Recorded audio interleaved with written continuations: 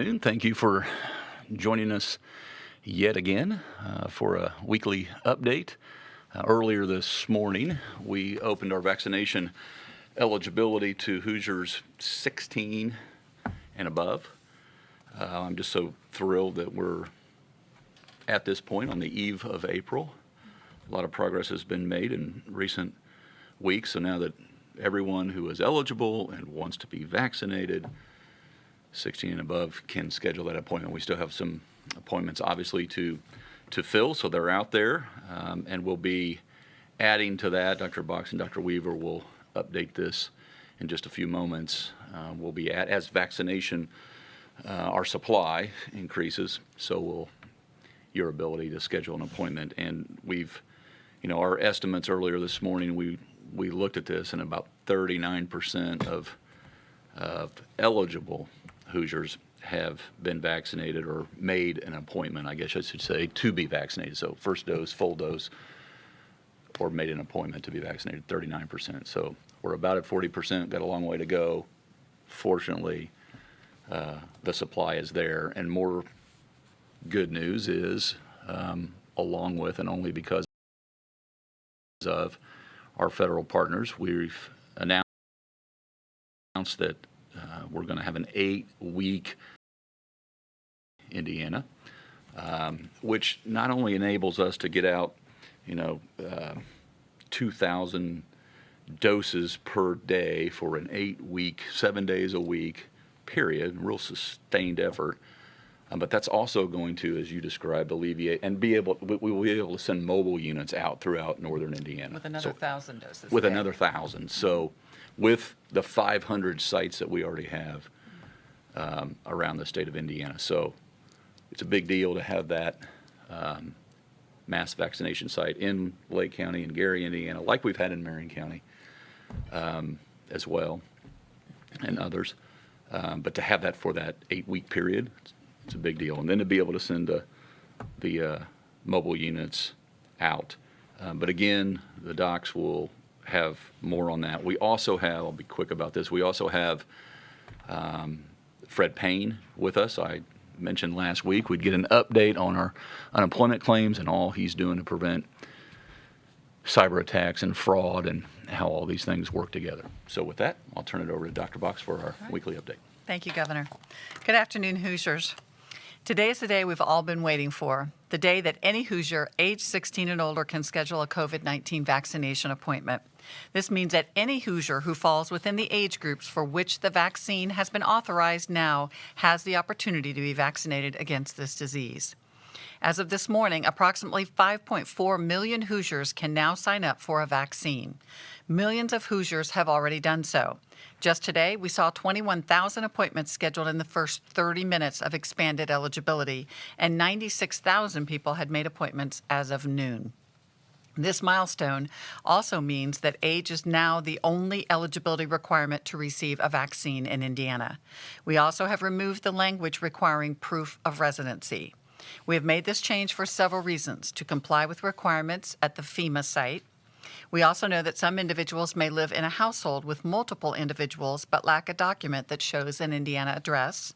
And students at colleges and universities, or even some people in Indiana workplaces, may live out of state but spend a significant amount of time in Indiana. We want to remove any barrier.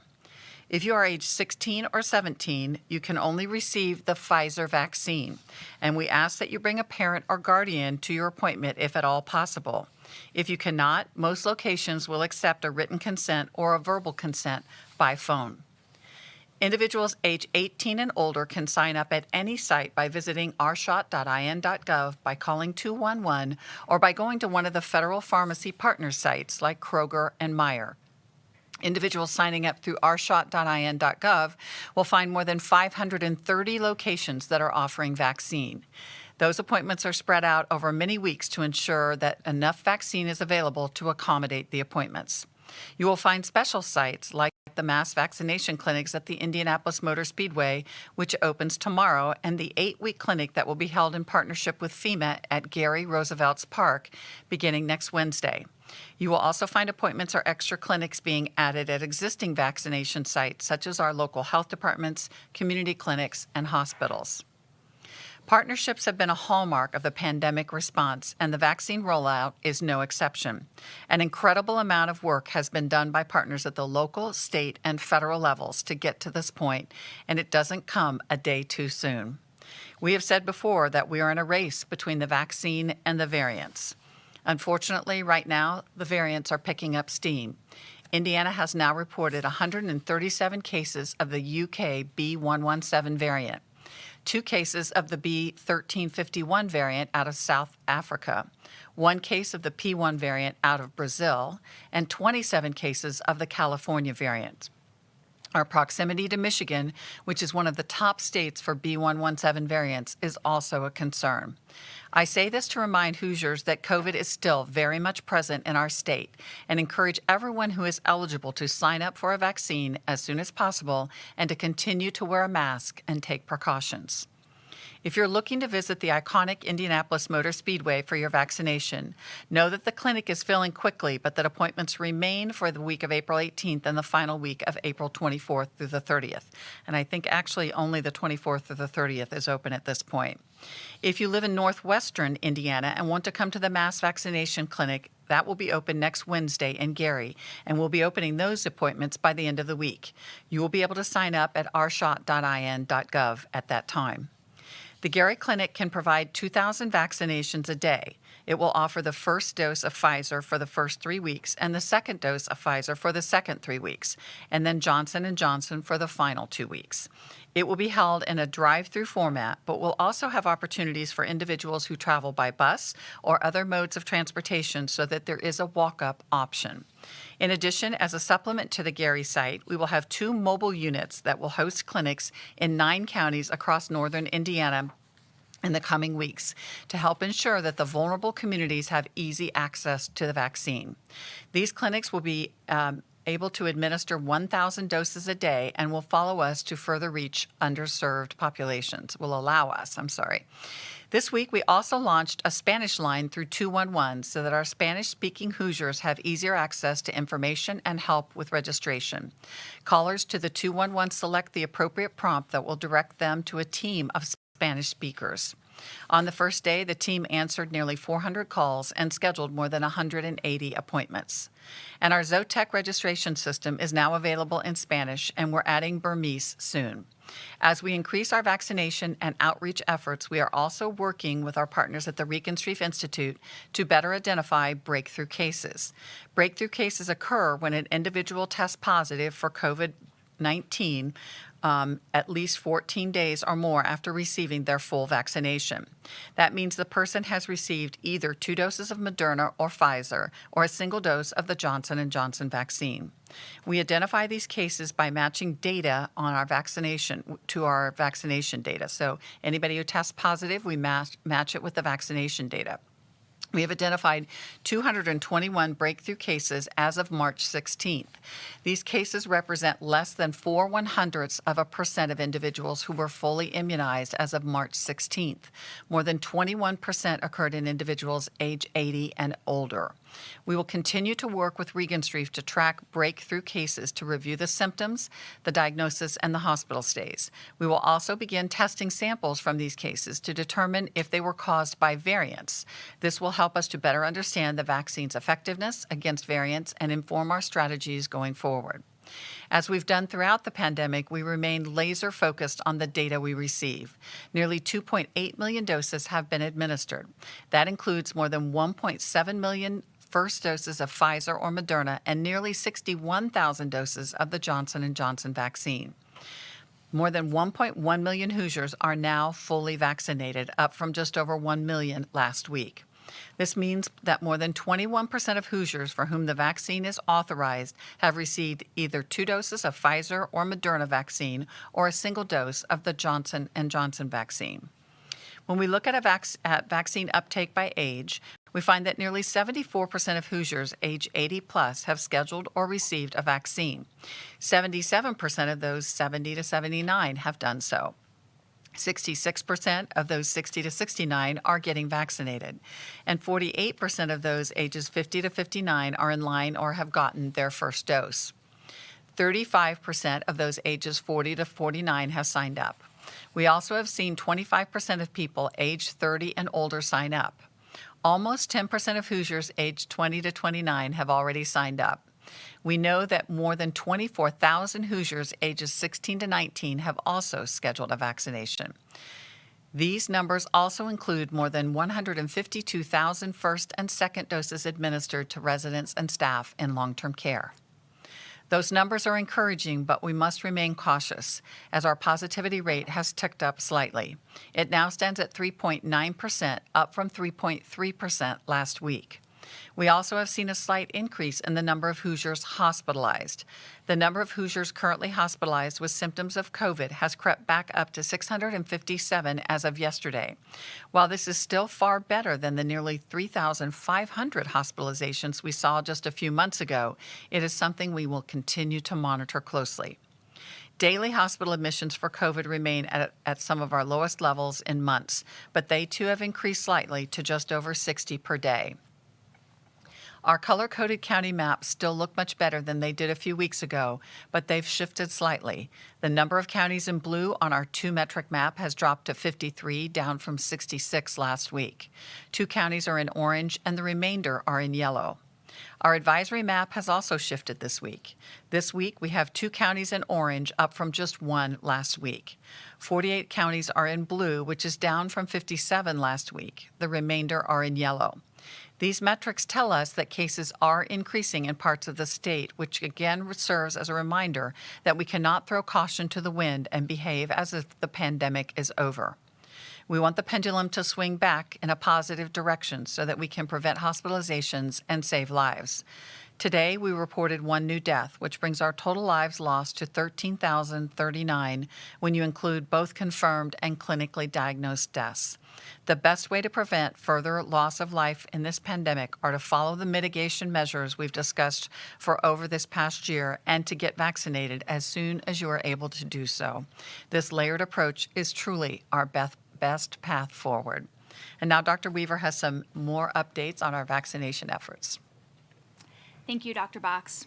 We are embarking upon one of the most exciting times in our pandemic response over the next week, and we hope to see Hoosiers turn out in droves to get their vaccine.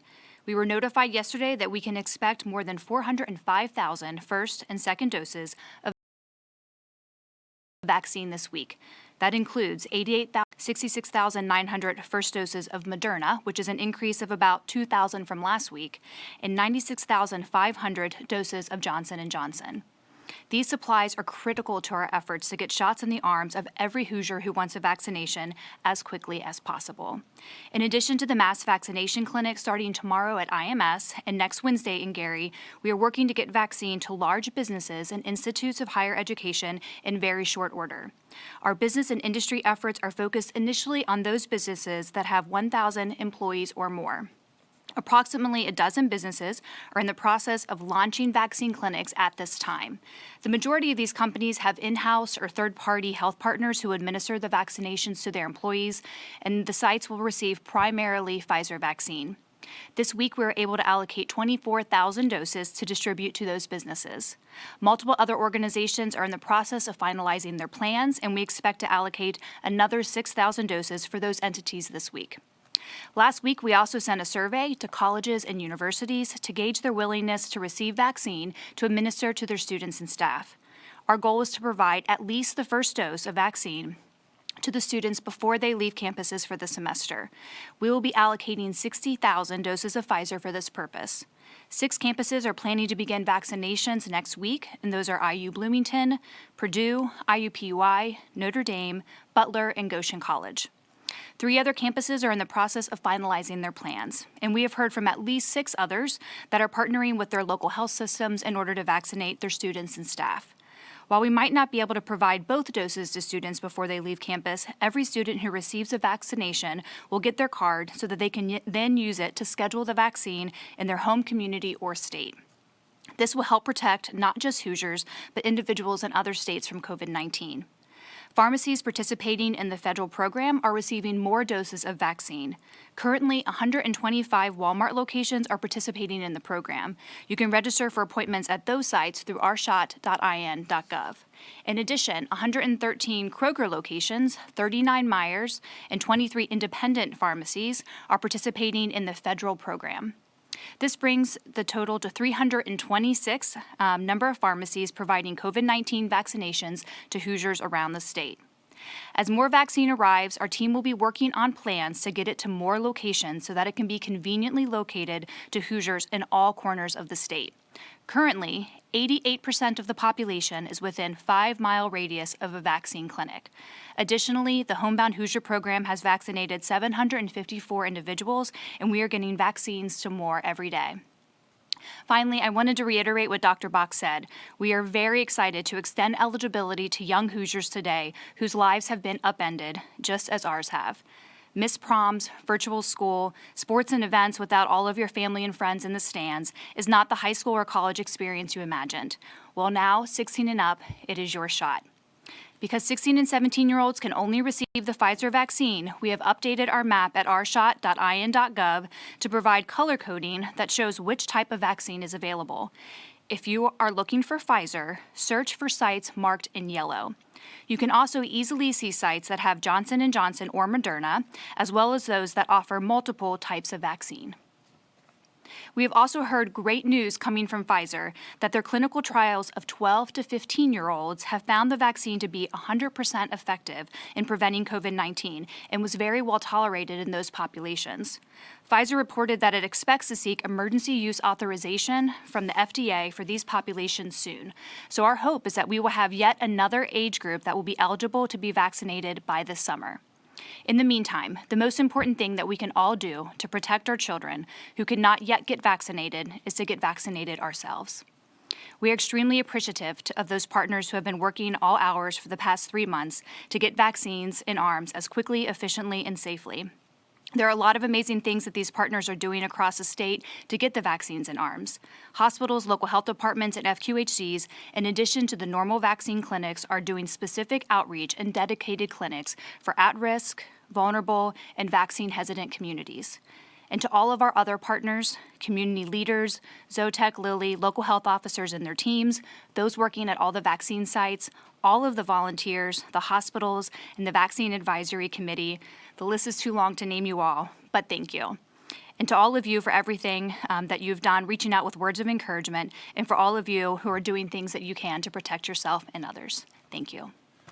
Thank you, Lindsay. And Fred, you want to give us an update on all the progress you've made to date?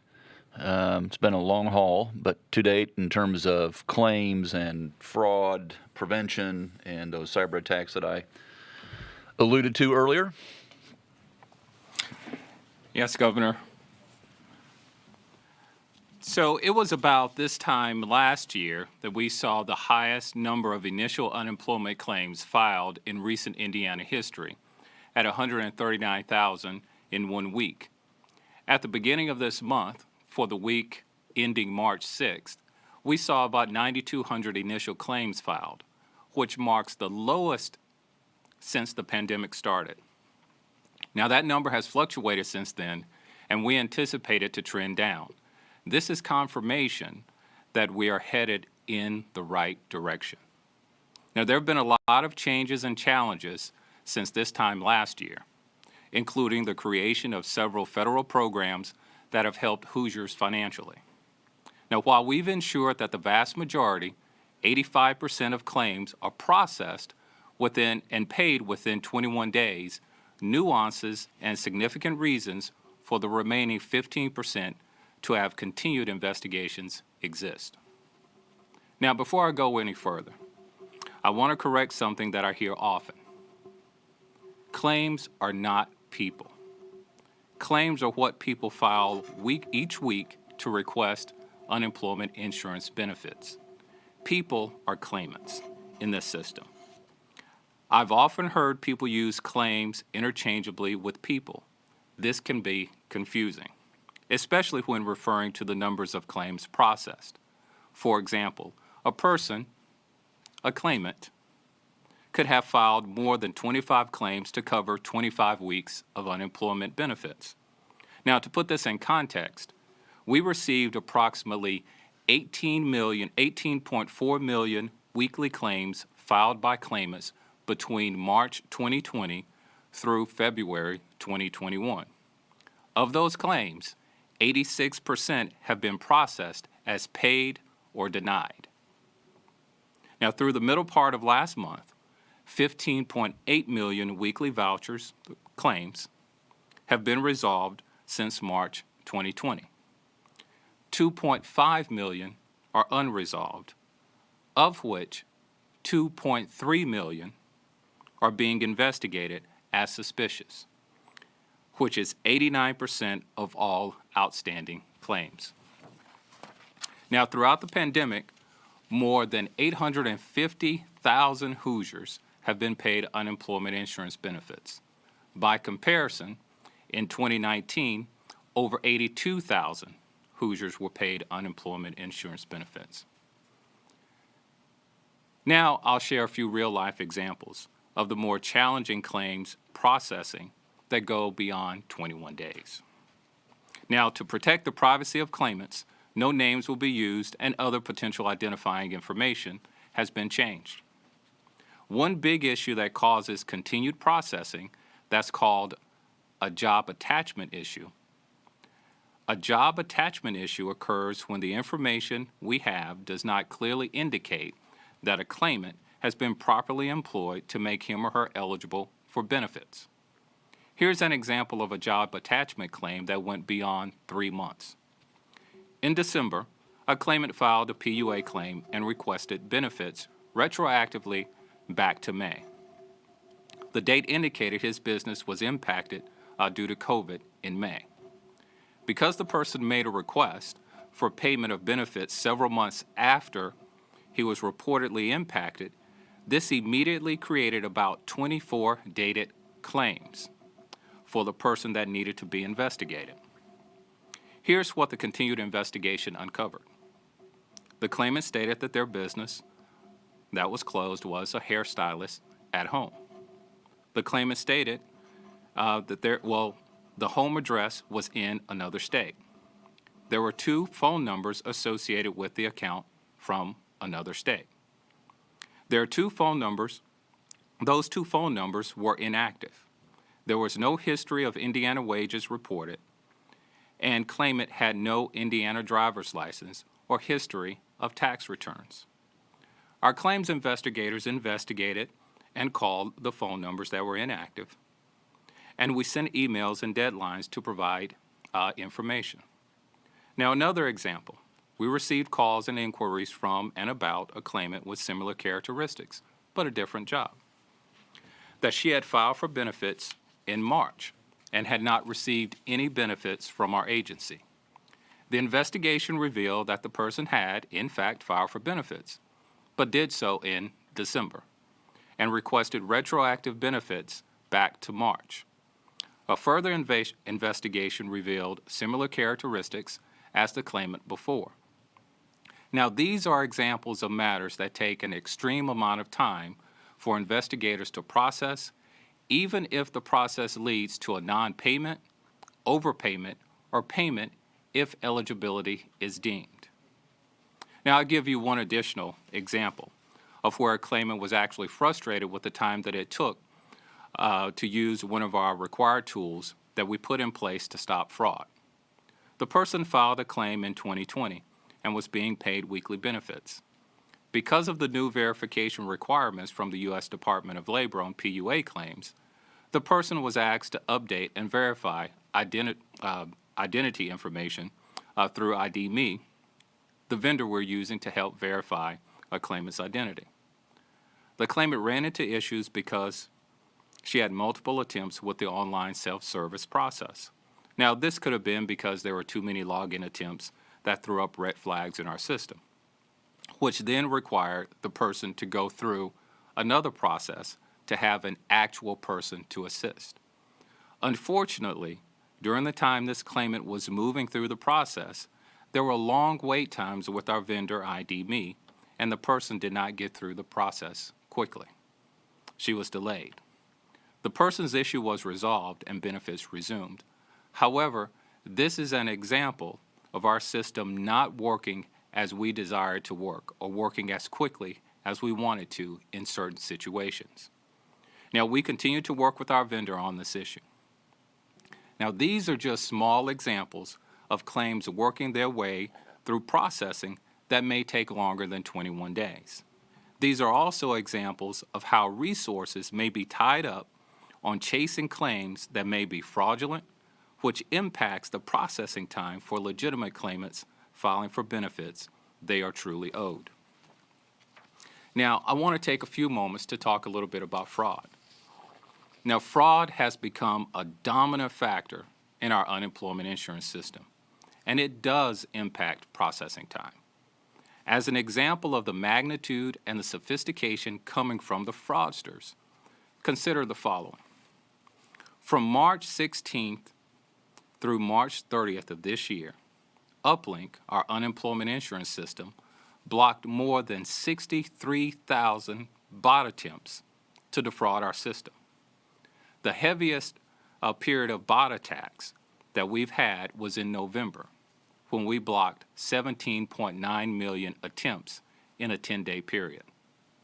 We're aware that some of the fraud detection and prevention measures we put in place may be inconvenient for some and impact processing time, but we must have them in place to combat these criminals and to ensure that only those who are eligible receive benefits. Now, while we're ensuring that benefits are being administered, we're also working to assist Hoosiers to reach their employment potential in matching them with available jobs and providing education and training resources to assist people to achieve their career goals.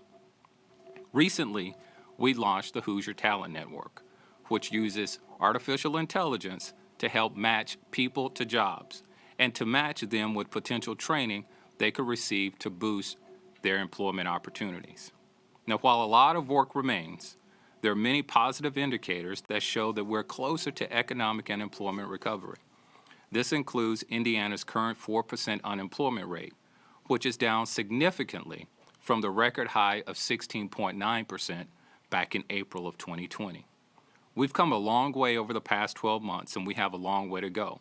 But with consistent and measured strategies, we'll continue to move forward. Our agency is committed to providing benefits to all eligible Hoosiers while increasing opportunity to evolve people's education and training levels, which will lead to greater career choices. Finally, for those who are interested in unemployment data, we've added a new public-facing benefits dashboard to our agency homepage. You can visit it at dwd.in.gov. Thank you. Thank you, Commissioner Payne. Very thorough. Stick around. Don't go anywhere. You've thrown a lot of numbers out there, so I suspect there'll be some follow-up. I should also say, in terms of follow-up, I alluded to last week, this may very well be the last regularly scheduled health press conference on a Wednesday at 2:30. It looks to be that to be the case. Going forward, next week I know you and I will be, I'll be up Tuesday, you'll be up Tuesday, Wednesday up in Northwest Indiana. So in addition to being out and about, we're still going to be available.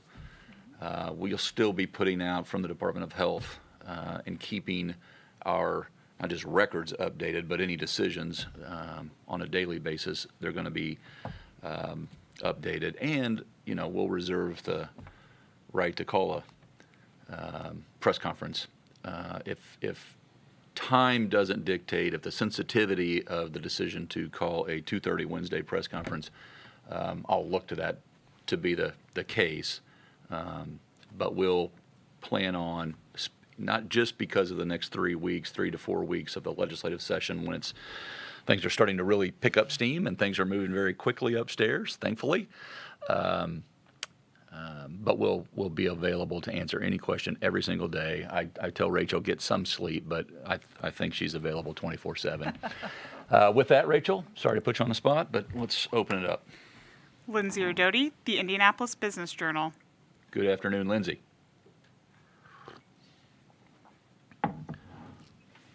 Congratulations, Lindsay. Is this your last presser? Because it's also my last presser. That's not my question, but It seems appropriate. It's all about you. was curious if you or Dr. Weaver could share any more information about the businesses that are having their own vaccination clinics. I know you said you think there's about a dozen now. Could you name any of the businesses, and how many do you expect that to increase to? How quickly will it increase? Any other information you could share would be great. And Lindsay, no dropping the mic after you answer this question. I know you. You want to talk about the program that we've all worked so hard on? Yeah, so we've actually been working on a plan for this for several months now and have engaged businesses, first a small group of 10 businesses just to get their feedback on what this would look like, and then provided a playbook of sorts for businesses and industries. And we sent that out to, I think it's almost 300 industries in Indiana that have 1,000 or more employees to allow them to start the process of figuring out what would this look like to them. We believe, and talking to the businesses, they believe too, based on their prior experience with flu clinics, et cetera, that bringing the vaccine to the employees so that they can get it there, make it really convenient, will increase our vaccine uptake. So a lot of them have been engaged for some time and are ready to go, and we expect more to come on as they, finish the process and the steps that they need to be sure that they can receive the vaccine. Steve with KPC Media. Good afternoon, Steve. Good afternoon. How are you doing today? Very good, thank you. Beautiful day. Here, hopefully for the doctors, you may chime in here as well. One of the questions I start to see more and more often from our readers is why should younger people who are at relatively low risk from COVID-19 get vaccinated? So I was hoping that you guys could restate the case for why that's necessary and encouraged. And then the other question for Governor Holcomb. Yep. As we're seeing some slight upticks in cases, positivity, hospitalizations, and we're heading into next week where we're pulling back on the mask mandate and the county restrictions. I'm wondering whether you feel this is a toothpaste and tube type situation, that if things start to spiral upward again, are we going to be in a situation where maybe reimposing those things becomes unpalatable? Two really good questions. You want to, or Dr. Weaver, want to take a crack at the first youth, and then I'll take the second? So a really good question. I think that it's multifaceted. I think number one, if you look at Michigan right now and their increased cases and hospitalizations, a large percentage of those individuals are in that 30 to 39 year age group. So we are seeing younger people hospitalized with this. But I think most importantly, I think a lot of our young people kind of want their life back, right? They want to be able to go to concerts, to get together in the bars and feel comfortable that they're not going to get ill from this disease. We know that the more infections that we have, the higher risk we have of more mutations occurring and potentially getting a mutation that is actually worse than the mutations or concerning mutations that we have now. But I do also want you to know that our breakthrough cases we typically see oftentimes in our more elderly population whose immune system doesn't work as well. So by the fact that younger people will get vaccinated, they will continue to improve the atmosphere and the environment around their loved ones, their grandma and their grandpa and their parents and other people who might tend to be at higher risk for having a breakthrough case. So I think a lot of reasons to do it, but most importantly for them to be able to get back to the life that they have really been missing and they want to enjoy. Lindsay, ditto? Yeah, I would say ditto. Low risk doesn't mean no risk, and I echo Dr. Box's points about the variants. We are seeing an increased risk of hospitalization with some of those, and we're keeping a really close eye on that. And as she mentioned, there's some people, one, who can't get vaccinated or got vaccinated and maybe they are on chemotherapy, and so they didn't get the antibody response they wanted to, or are elderly. So again, it's about protecting others. And I know a lot of young people are motivated over the fact that when you're vaccinated and you're protected, mean you can't spread it to others anymore or get it. That also means you don't have to quarantine, which I know has been very disruptive to all of our lives.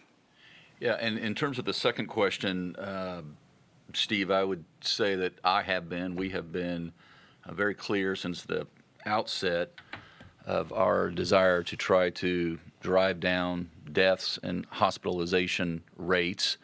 They have come a long way, moving in the right direction. We unfortunately reported one today, death.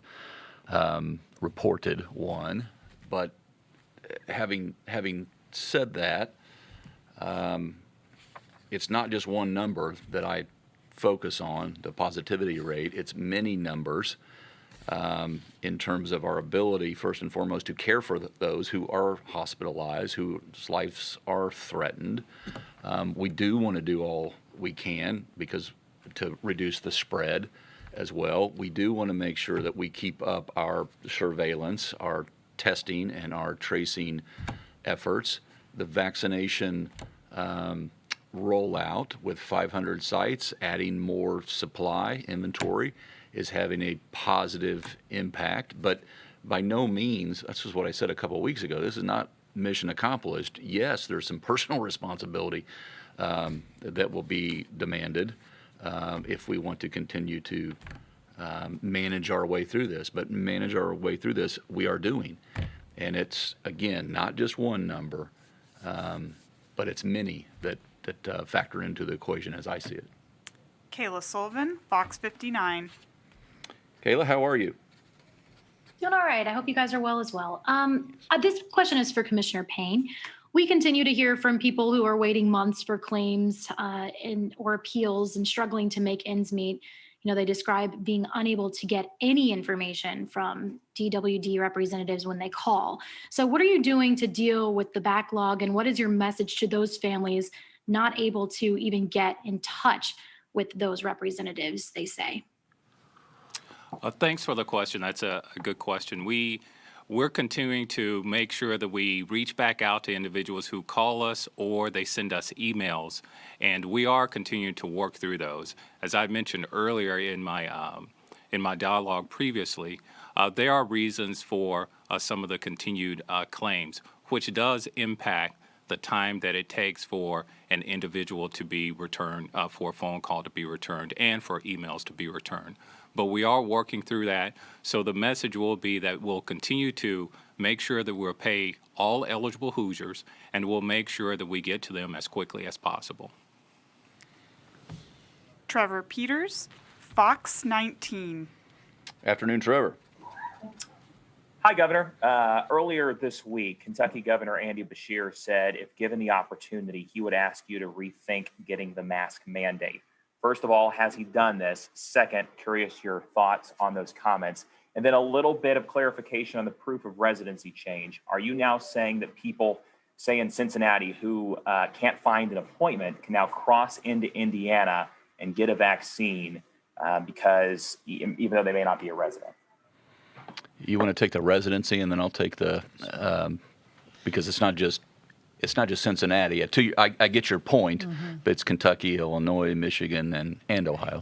So definitely it's our preference that individuals who live in Indiana, work in Indiana, are the ones that come over and get vaccinated here, because we do get allocated vaccine based on our population.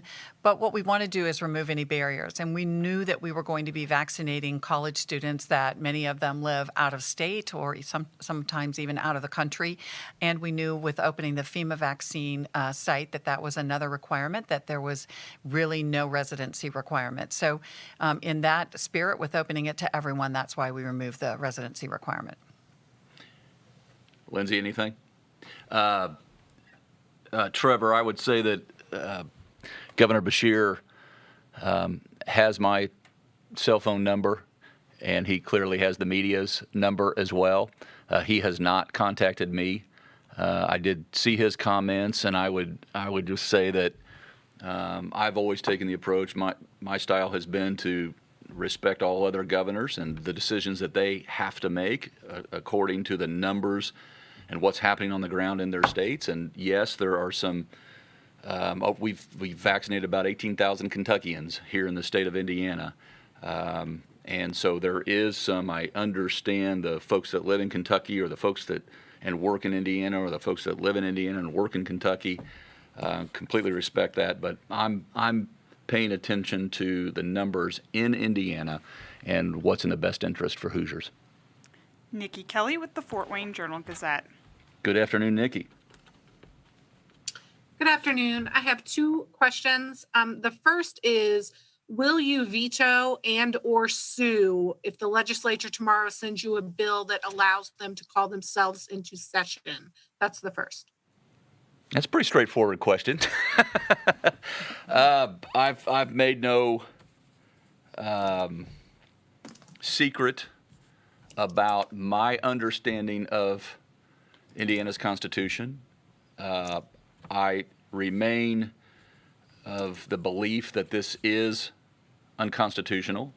We have supplied our legislative friends upstairs with that background.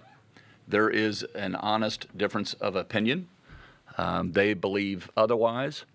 And so I believe that, to your question's point, I'm left with no other alternative. I certainly can't. I believe I'm duty bound by the Constitution first and foremost. And so I can't do an end run around the people. There is, make no mistake, I have not said that I'm in complete disagreement with some of their motives, and I believe they're honorable motives. And I believe that with, for example, the funding that's coming into the state of Indiana, it is beyond understandable. It should be expected that we work together and they be updated. Now, we've been doing that over the last year. Hundreds of letters and phone calls from legislators included, sitting down at a table, going over, as you recall, Nikki, I think, I've, on more than one occasion when we weren't in session, asked leadership if they wanted to be in a special session, and the answer back to me was no.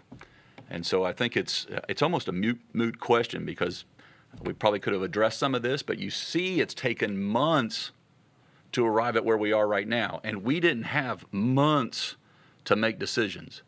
And so, of course, I want to work with them, but I cannot skirt my duty and do something that I believe is unconstitutional. So to be as clear as your question is with my answer, yes, I could answer that in 4 letters, and it's VETO. Did you have a second part to that question? I had one follow-up. Okay. There's some parents in Northeast Indiana very upset that kids continue to have to wear masks in the schools. And so I wanted to see why you decided to keep that part of the mask mandate, especially since the data that you love shows that the youth are the least impacted by infection, death, hospitalization. Yeah, fair, understandable question as well. I did read a clip, it might have been yours, on this case. One parent said, and I'll quote or paraphrase, "This is not a killer virus." I could not disagree more. This is a mass killer. There are over 6,000 folks that have lost their life to this virus just in our long-term care centers, and twice that when you total them up. And so there are precautions that we need to take. And obviously with the 8-9 weeks left in the school year, this year, it's working. And we want to continue that. I don't know if you have anything to add about I think that, the population of children cannot get vaccinated yet, Yeah, right? We yeah. just opened up to 16 and 17-year-olds. And I think it's really important that families feel comfortable that their children could go to school right now and not have an increased risk, because we know the masks have been working in school. So once we are able to have more people vaccinated, I think that makes a lot more sense to not have to have the masks. Rob Burgess with the Wabash Plain Dealer. Good afternoon, Rob. Good afternoon, Governor. Good to be with you at least one more time here. Oh, we'll get the band back together, I'm sure. It's been emotional. I've seen this movie before. Right. I had a question for the doctors here. What evidence do we have regarding the safety of the vaccine for mothers who are breastfeeding? Mm-hmm. And have you seen the resulting antibodies pass between mother and child with breastfeeding, as it seems to do for pregnancy? Yeah, That's a great question, and there was just a study that came out about that. The CDC is particularly looking at any pregnant mom who takes this vaccine, following them through their pregnancy, getting all their pregnancy results, and then the follow-up with the baby thereafter. And the safety looks really great. What I will say is that the study showed that not only did mom make antibodies that crossed across the placenta to the baby while she was still pregnant with the baby, so they could test the baby's cord blood when it was born and know those antibodies were there, but they could also show those antibodies in the breast milk, which is what we find with influenza and other vaccines, because little babies aren't going to be able to be vaccinated right away. So it's really very promising results and very encouraging. Jesse with ABC7. Good afternoon, Jesse. Hey, good afternoon, Governor. Appreciate it. And to the doctors as well, thank you. So 2 questions for you. One, wondering if there's an appeal to people's better angels, if you will, who are hearing you talk about no residency requirement. I'm thinking there are a whole bunch of people who live just over the border in Chicago. And, just a reminder, we're still in 1C of the eligibility for people who are essential workers. So we're not even at an expanded age eligibility, even close to 16 and above. What do you say to people who are hearing this and thinking, I'm just going to go over the border and try to get this? And at the same point, how would you reassure your Northwest Indiana residents who are worried that doses set aside for them are now going to be taken by people who shouldn't be getting it because they don't live here or work here or spend a lot of time here? And then secondly, just going back to masks, I know, Governor, you're talking about there are a lot of numbers you look at, and we're seeing cases ticking back up, hospitalizations, and we know that hospitalizations and deaths lag behind cases. So I'm just curious what that break-even point might look like, because even though more people are going to be getting vaccinated and protected, it's going to take weeks, if not months, for those 5.4 million people to get their shot. So just curious, what that push-pull looks like, where we're getting more vaccination, but not necessarily catching up with the spread. You want to take the first one first? So what I would say to people in Northwest Indiana is that we already have a large number of sites there. We are expanding this with the FEMA mass vaccination site and our mobile units going out. So we have the ability to do 3,000 doses a day over the next 8 weeks, and that residents of Chicago have a FEMA site right there in the convention center that they can go to.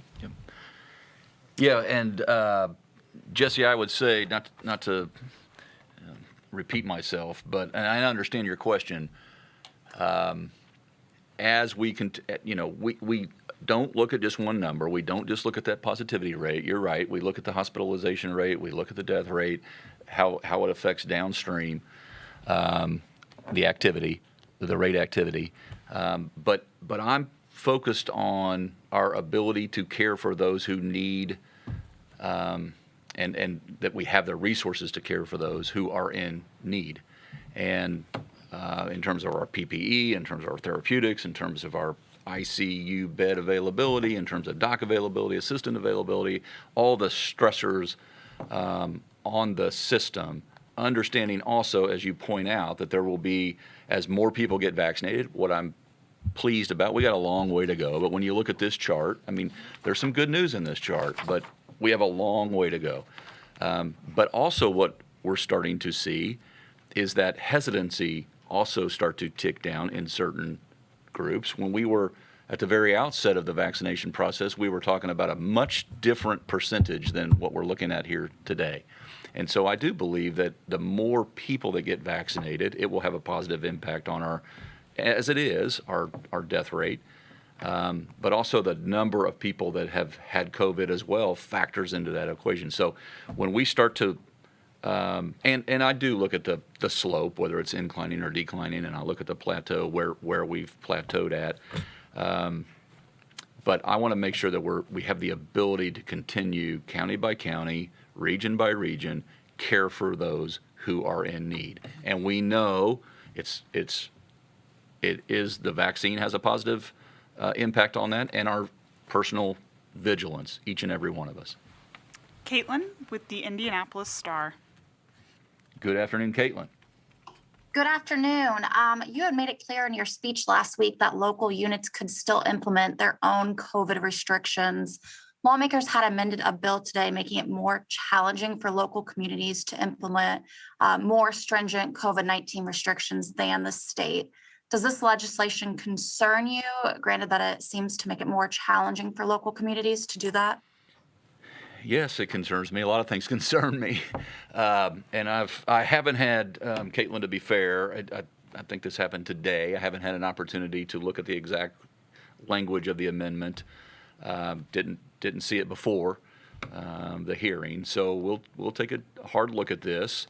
As Nikki earlier asked about one bill, fairly obvious on where I am on that. Can't spell it out any clearer.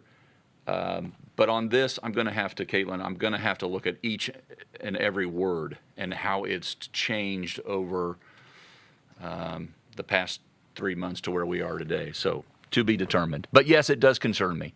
And all these bills and there's multiple, that have anything to do with how we manage our way through this thorny period in our state's history, concerns me. It better concern me. Justin with the Westville Indicator. Justin, afternoon. Good afternoon, Governor. Since this is the last regular briefing, and I'm sure many other journalists would like to thank you for holding these press briefings every week for the past year. For smaller papers like the one I run in Northwestern Indiana, it's been great to be able to ask state officials questions directly. So I'm wondering if you would give us some insight into what it's been like to be the state's chief executive during one of probably the most challenging times in state history. How has it weighed on you and Dr. Box, for that matter, over the past year? Would you pull back the curtain and tell us what it's been like? Well, I hope that that's true. I'll buy you some time here to think about it. I mean, number one, this is not going to be our last. This is no final curtain call, to use your analogy. It does feel a little bit like going to Oz and you pull the curtain back and you see how decisions are made or how we arrive at them. But I hope, if anything, I always look for the good that comes out of the challenge and the opportunity that's presented itself. And so we'll be looking at, Rachel and I have talked about this, we'll be looking at ways to still be connected with, as you say, all those small schools out there that didn't have a chance to make it to the big game, but all those small publications, news outlets that have invested a lot in making those connections as well. It's not just us. It takes two to tango. So we've appreciated, in a public health crisis as it's been, to be able to get the word out across the state. And it wasn't just us, it was you too. So thank you. How it's weighed on me, I've always tended to be an optimistic person. And I will tell you, I've flat out, this is not rhetorical, been inspired by the strength and resilience and Indiana's soul as a state. It's been phenomenal to watch so many people come to so many others' aid. And I don't let the folks who try to tear that down or remain in denial get in the way of all the good and all that we've endured. And what we should remember, both in terms of loss and gain throughout this past year. I said maybe the first or second of these. Rachel and I disagree about how many of these we've had. Rachel says 97, I say 93, only because she says, well, I say there has to be an opportunity for questions, that we have to be available to do just this. But I said that our goal would be understanding what a challenge, not fully, but understanding what a challenge laid ahead, that we would seek to become ultimately stronger after than before, even considering all the loss. And in many respects, and I'll take an opportunity to say this, in many respects, about all the good work that's occurring upstairs right now in this final 3 or 4 weeks. So I don't let the challenge anchor me into a place of despair. We have way too many good Hoosiers around the state of Indiana with their expertise that they're bringing to bear that are helping us weather this storm. And with that, I'll pitch it to you.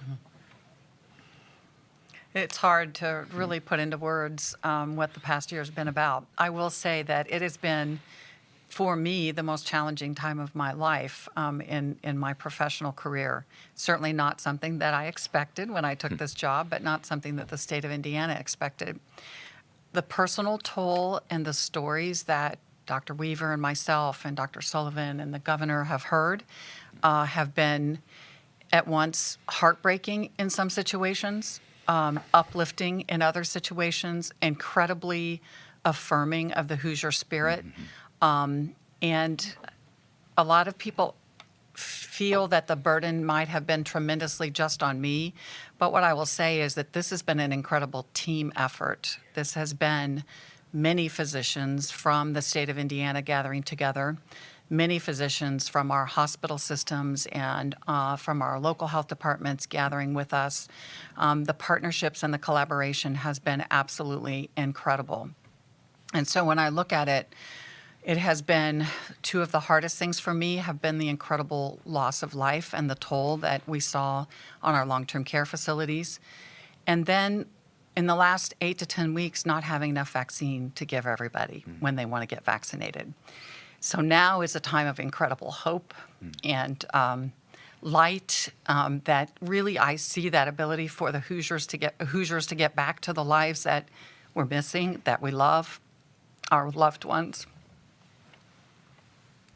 Yeah. And just incredibly blessed to be sitting next to this gentleman on my right for all these weeks, because the real true burden fell on his shoulders for a lot of the major decisions that had to be made, taking input from all over the state and from all of his consultants. Spring is upon us, Justin. It's a time of blooming and renewal. Easter right around the corner. Selena with WSBT. Selena, good afternoon. Good afternoon, Governor Holcomb. I wanted to ask you about, I know these briefings are coming to an end soon, but it's probably sooner rather than later.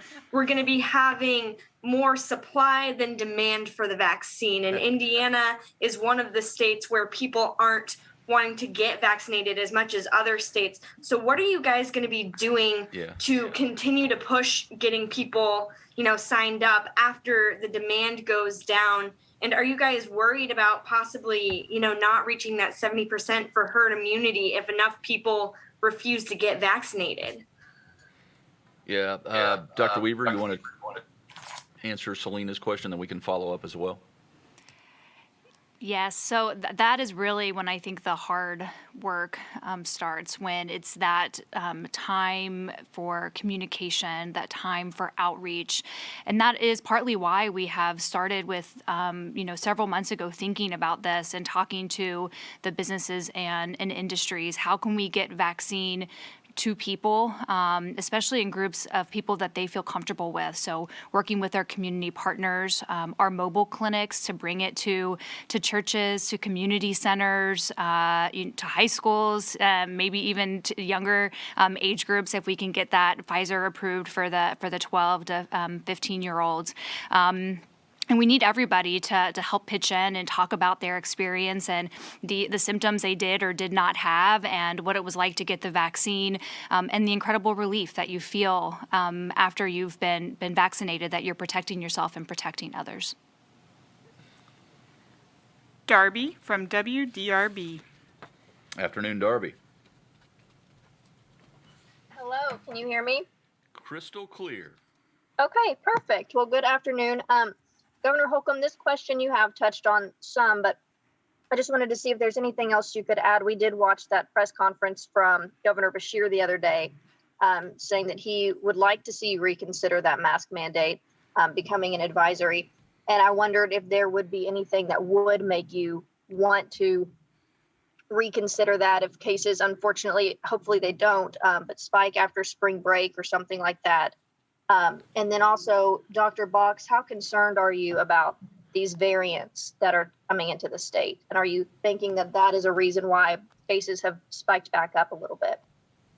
I'll take that first, and then I'll answer. So I would say, yes, I'm concerned about the variants. I mean, you can look at other states, you can look at other countries, and you can see when this B117 variant became a predominant virus that was infecting, or the dominant strain that was infecting individuals, that it is much, much more transmissible and appears to actually put more individuals in the hospital. So absolutely, I'm concerned about it, and keeping our number of infections down is the most important thing we can do to prevent the spread of those variants.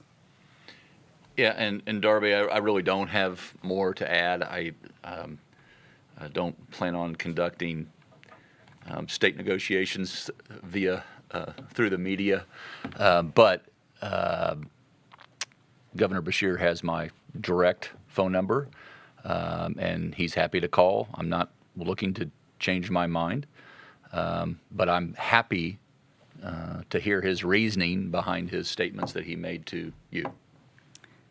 Thank you for joining us. That concludes today's briefing.